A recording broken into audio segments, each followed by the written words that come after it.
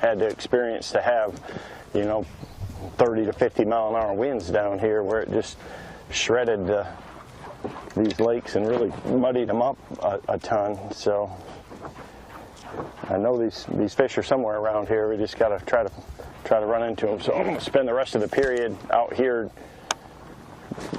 cranking and through where I got some bites. If I can get a bite, you know, these are quality, and it's just kind of random how it is. Though I don't have a set spot, shell bar, or anything like that out here. There was not really any clean spots or holes or anything. It was just they're just randomly around. So we'll see what we can come up with here and finish this period out in here, and then make a move again. So I know those fish eventually are going to move back up into that shallow cover and continue to spawn. They're still there. I'm getting some bites, but they're just really off with these conditions. So, and I don't feel like, you know, early those big females are going to be there either. So we got to try to come up with something a little bit better. 2 days from now it could be really good, but right now this morning it was definitely slow.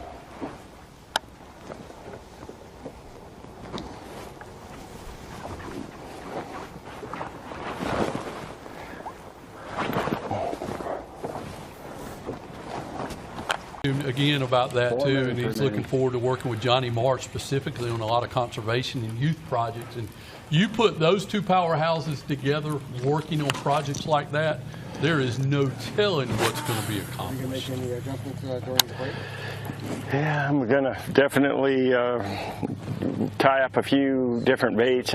With these conditions, it's just not conducive to winding stuff. You know, this water's dirty enough that you should still be able to get these fish to maybe react out of this grass, but I've spent a half hour here and, you know, caught one pickerel, so, you know, I just don't know if it's still just too dirty from all that wind that we had, or, you know, if the fish moved or whatever, but I've not had a bite. You know, you got to have a sign, and I'm just not going to die out here. You know, I know those fish are going to be around some targets like where we started, and it's warming up. So there was a ton of fish in there, so we should be able to make it work. I've got to at least give it a good go through now that the sun's up good, and those, you know, I think you're going to have to finesse them. We're going to have to flip to catch them, but that's okay. It's typical Florida, but this is just not a day that's going to be conducive to catching them on winding baits. You know, I mean, up in Toho, I've got some offshore fish there too that are they're scattered of catching with a jerk bait, and you could still probably get a few of those to bite, but it's just a whole lot better if you have some wind and stuff, and it's like hunting a needle in a hayfield out there, so you got to be able to throw something to cover some water with. So I'm gonna get some flipping sticks ready and pitch stuff around, and hopefully we can make it happen.